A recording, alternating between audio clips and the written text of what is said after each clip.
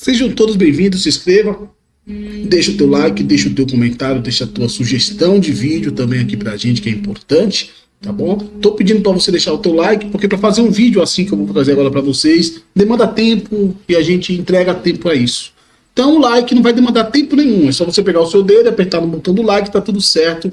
Você me ajuda a divulgar o canal e o meu vídeo ter mais visualização. É muito simples. Se você chegou até aqui, não faça uma coisa em vão na vida, gente. A vida é tão curta pra você fazer tudo em vão, tudo à toa. Aperta o botão do like ou do dislike também. Você pode também falar que não gostou. Faz parte da interação. Se você não interage em vida, piorou, deixa ficar quieto, mas tudo bem. Vamos lá, então vamos pro vídeo. Vamos falar aqui do Brasil de Ancelotti. Teve alguma diferença já no Brasil de Ancelotti? A gente conseguiu ver alguma coisa do Ancelotti na seleção brasileira? Do Carlos Ancelotti? Será mesmo? Vamos falar primeiro aqui da estrutura. A estrutura do Carlo Ancelotti era 4-3-3, tá? Para quem gosta de números, 4-3-3. Aqui está aqui para vocês, ó. Alexandro, Alex, que é outro Alexandro, né? Mas chama ele de Alex. Marquinhos e Wanderson, tá? Casimiro como primeiro volante. Eu acho muito legal isso aí, você trabalhar com um volante só defensivo. Não que os outros não vão te ajudar na defesa, mas é importante, eu gosto. E esse volante que é o Casimiro, ele entra pelos dois zagueiros, ali no meio dos dois zagueiros, para fazer tanto a cobertura da esquerda quanto a cobertura da direita, quando o zagueiro se movimenta para fazer a cobertura do lateral, então não fica totalmente aberto o miolo da zaga, tá? Mais à frente vou mostrar para vocês aqui no que isso é negativo, tá bom? Há positividade nisso sim, mas também um lado negativo também, tá? E assim o Brasil tinha sua estrutura. Guimarães e Gerson mais à frente, Vini Júnior mais aberto, agudo, Richarlison como um falso 9, não é um centroavante. Cigana, que falou que ele era centroavante, não estava como centroavante. Mostrei isso no vídeo anterior, a movimentação do Richarlison. E Estevão, como outro ponta também, estreou com o Carlo Ancelotti, o Estevão, um jovem jogador que já é jogador do Chelsea, né? Tá bom, vamos lá. E como que era a questão do Brasil marcando pressão sobre a equipe do Equador? Assim a equipe do Ancelotti marcava pressão. 3 jogadores mais avançados, seja sendo o Vini Júnior, Richarlison e Estevão, Gerson, Guimarães e Casimiro também avançavam, mas fazendo mais uma marcação de encaixe nos jogadores centrais do Equador. E quantos jogadores de frente fazem aquela marcação de sombra? Eu gosto de falar que é a marcação de cortar a linha de passe, né? Tá? Porque aqui o Estevão marca a escada da ponta, esse aqui já o Richarlison marca um mais centralizado, e o Vini Júnior marcava ali o outro jogador que estava mais aberto, né? Do outro lado de campo. Vamos lá. Como que a equipe do Brasil, de Ancelotti marcando essa pressão, o Brasil não marcou uma pressão tão efetiva, uma pressão tão intensa, digamos assim. O Brasil só pressionou, mas não foi intenso na sua marcação de pressão, tá? E isso tirava alguns espaços para o Equador conseguia até sair tranquilo em alguns pontos, quando o Brasil estava marcando alto. Vai ser sempre assim? Não sei, talvez não, talvez o Ancelotti mude bastante isso. Próximo ponto aqui, próxima imagem.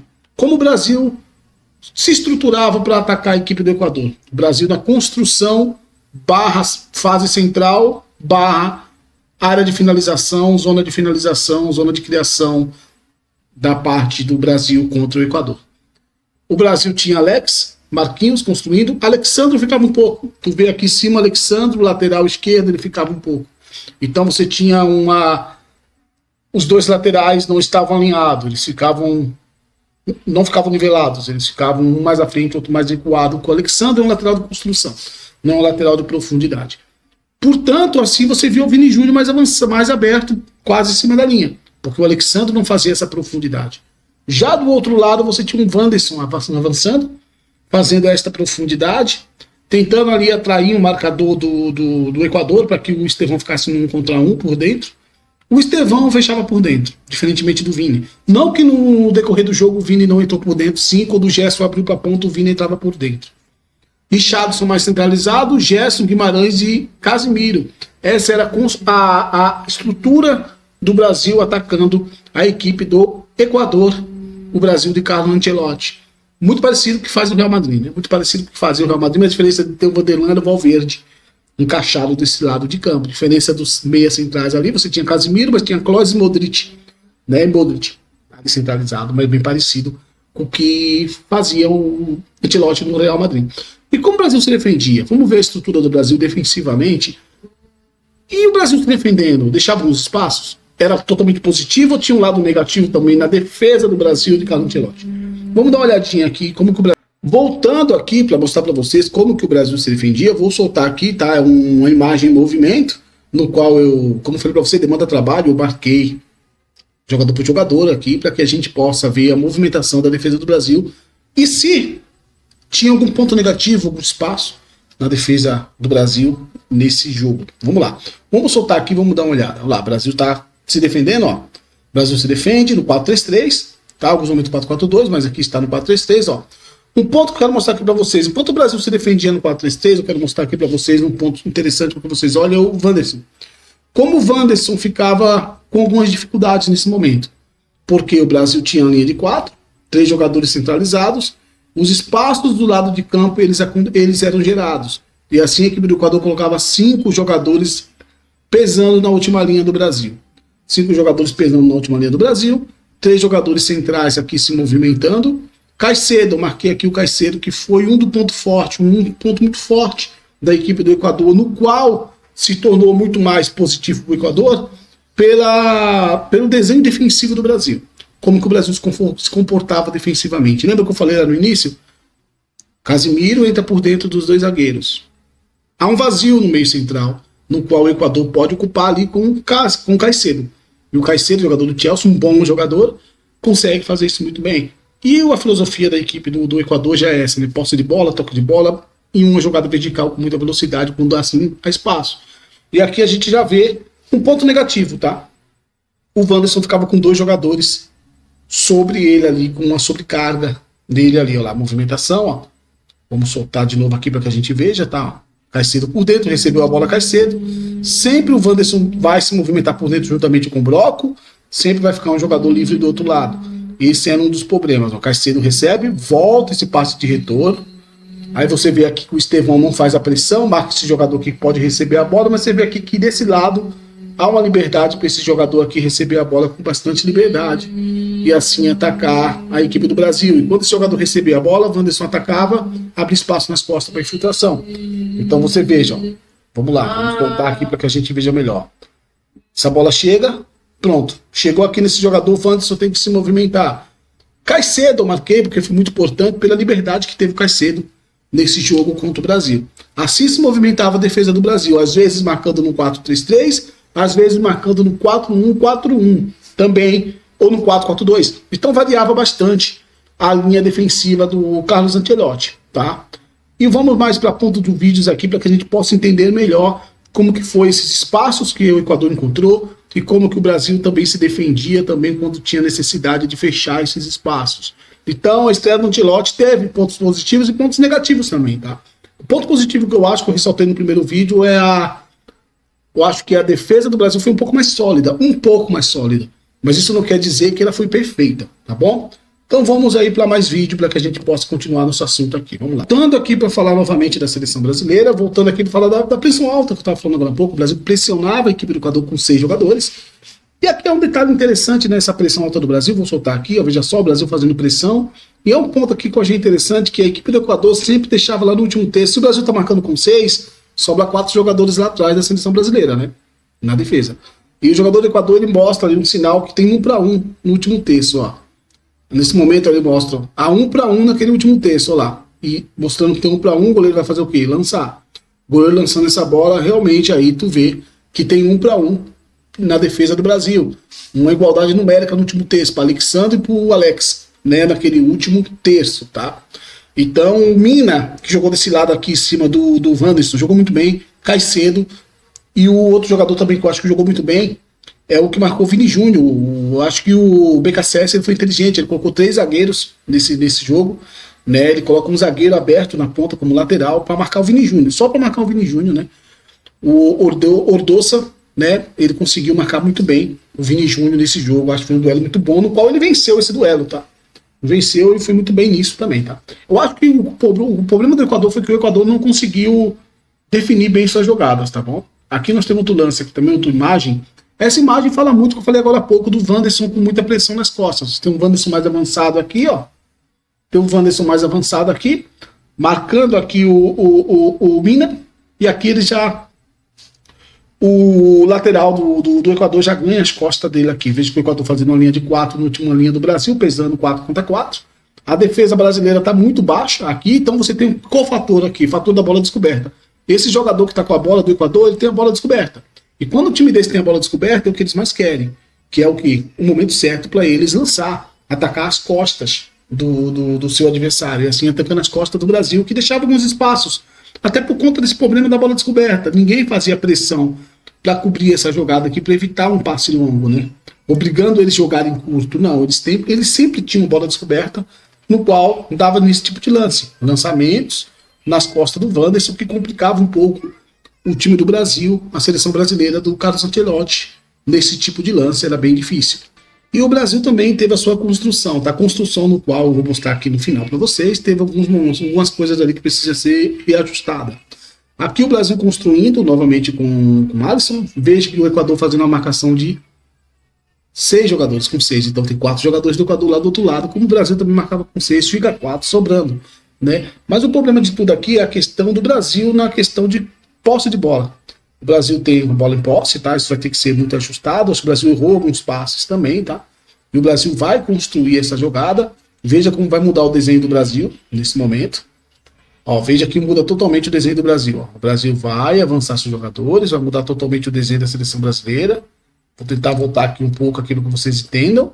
Ó, o Brasil está construindo no 4+2, né? Com os dois volantes aqui atrás dos dois marcadores do Equador, tanto o Casimiro quanto o Guimarães.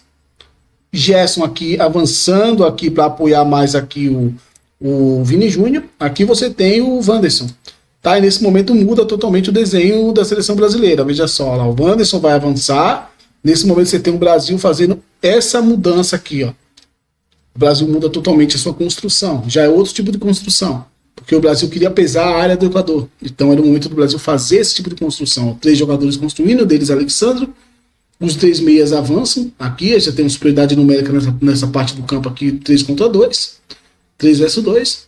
E aqui você tem aqui o Guimarães.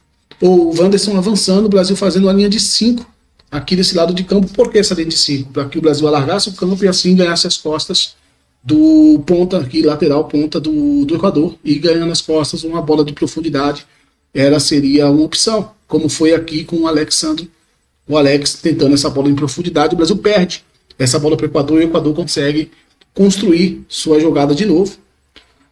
Por um erro do Brasil ali, uma tentativa de bola longa, o Brasil não conseguiu fazer essa bola longa. E veja aqui, ó, o Equador tem a bola. Esse é o modelo do Ancelotti de marcar, tá? Sempre marca com muitos jogadores na zona da bola, mas quando você marca com muitos jogadores na zona da bola, você tem aqui o Wanderson voltando, né? Essa linha fica um pouco quebrada, porque o Wanderson ele fica um pouco aqui para marcar o jogador do Equador que está nas suas costas, né? Que é o Mina. E você veja que o Equador consegue colocar 3 jogadores aqui, com bastante liberdade até para uma inversão de bola, para que chegasse na área do Brasil com uma inversão de bola de muita qualidade. E isso aí complica bastante, porque os jogadores começam a ter 3 jogadores aqui, 2 jogadores aqui contra o Wanderson, 2 jogadores contra o Wanderson sozinho aqui. Isso complicava bastante a vida do Wanderson aqui, que às vezes ficava com 2 jogadores para ele, e fica bem difícil quando você fica com 2 jogadores. Precisava mais do Estevão ali marcando, e o Estevão faz isso no Palmeiras, mas não conseguiu fazer isso com o Ancelotti nesse jogo. Uma coisa que eu tinha chamado a atenção, né, era falando do Caicedo, o jogador que ficou com muita liberdade. Aí eu volto para aquilo que eu tinha falado da bola descoberta.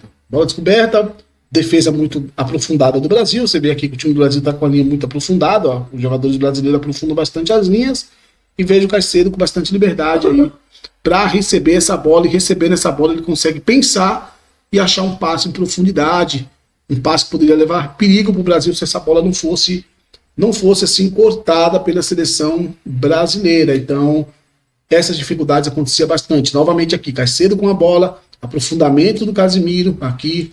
Os volantes do Brasil, os meias do Brasil não fazem a pressão para cobrir a jogada, baixam bastante.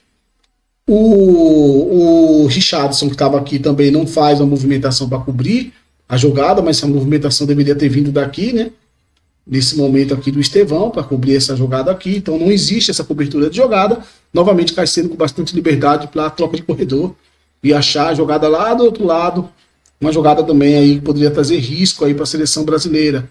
Então você veja que o Equador consegue movimentar, consegue achar espaço, consegue ver espaços aqui novamente. Você veja que o Equador, além dessa investida de bola, do Caicedo, você veja que o Equador domina a bola, quando o Caicedo vai fazer essa inversão de bola, consegue ter esse domínio de bola, e o Equador vai rodar a bola bastante. O Equador roda bastante a bola, roda bastante a bola, e você veja, né, como que fica, ó, a equipe do Equador. O jogador do Equador novamente com a bola, o time do Brasil baixa novamente, não há pressão no portador da bola, com bastante liberdade, dobra de jogadores sobre os laterais brasileiros. Aqui você tem 3 jogadores do Equador, baixando aqui sobre esse peso aqui do Alexandre, pesando bastante desse lado. E novamente aqui o Wanderson, como tinha falado, ó, muito preocupado com 2 marcações. Não fica em dúvida se marca aqui ou se marca por dentro, aqui desse lado, que tem um jogador do Equador aqui e tem outro jogador do Equador aqui. Bola descoberta, o que acontece com bola descoberta? A bola descoberta é o jogador pensar. Aqui o jogador ele consegue ter o tempo e espaço. E se o jogador tem tempo e espaço, ele tem jogadas para fazer isso aqui, mas o Equador não finalizava bem as suas jogadas. E acabava o Brasil recuperando novamente a bola.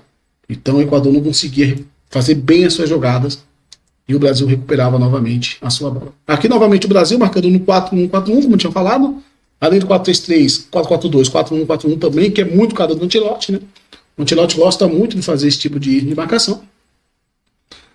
E aqui, novamente, eu acho que teve um lance do Brasil interessante, que foi essa pressão aqui, né, do Estevão. O Estevão conseguiu fazer essa pressão, conseguiu roubar a bola. Foi o único lance, assim, que quase saiu em gol do Brasil e acabou não dando certo.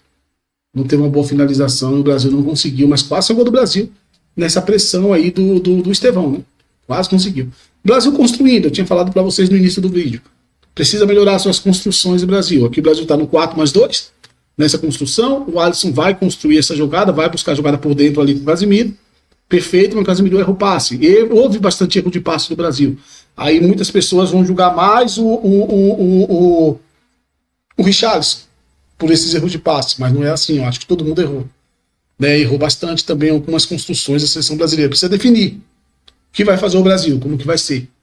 Novamente, Caicedo com a bola, não há pressão sobre o Caicedo, ele consegue pensar e achar o outro lado de campo. Se é uma seleção mais qualificada, o Brasil sairia derrotado nesse jogo. Sairia derrotado e com certeza o Ancelotti estaria sendo muito criticado, tá? Por uma parte da mídia, tá bom? Novamente aqui, ó. Equador fazendo pressão, o Brasil precisa prestar muita atenção nisso, que são nesses espaços aqui. Espaços da sobra, tá? Espaço de sobra. O Brasil precisa muita atenção no espaço de sobra. Brasil construindo novamente, o Brasil constrói. Bola longa, vai sobrar novamente a bola ali, ó. Sobrou, a bola longa vem aqui, veja só, deixa eu voltar aqui, eu acho que é a bola longa. Vem aqui a bola longa, conseguiu fazer a saída de bola, né? O Alisson. Essa bola vai chegar aqui, ó. Chegou aqui a bola. Ó a sobra para quem ficou. Nesse espaço que eu tinha mostrado aqui para vocês, quem ganhou aquele espaço foi os 2 jogadores do Equador, esses 2 jogadores. Não foi os jogadores brasileiros que ganhou esse espaço, tá? Então, é um perigo. Tem que tomar muito cuidado nesses detalhes, tá bom? E por último aqui também, eu acho que não posso deixar de ressaltar a briga que foi entre Vini Júnior e o Ordessa, que jogou muito bem. Marcou muito bem o Vini Júnior, eu acho. Anulou bem o Vini Júnior e conseguiu fazer um bom jogo. Eu acho que o BKSS foi bem. Conseguiu neutralizar bastante aquilo que o Ancelotti queria fazer. E é o primeiro jogo, então esperar mais jogos aí pra gente ver como que vai ser, ver se vai ter correções, né?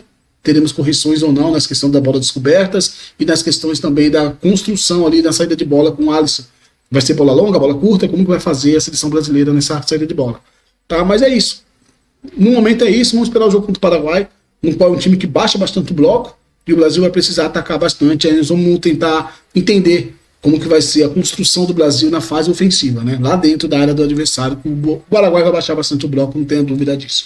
Tá bom? Deixa teu like aí, até a próxima, bom fim de semana.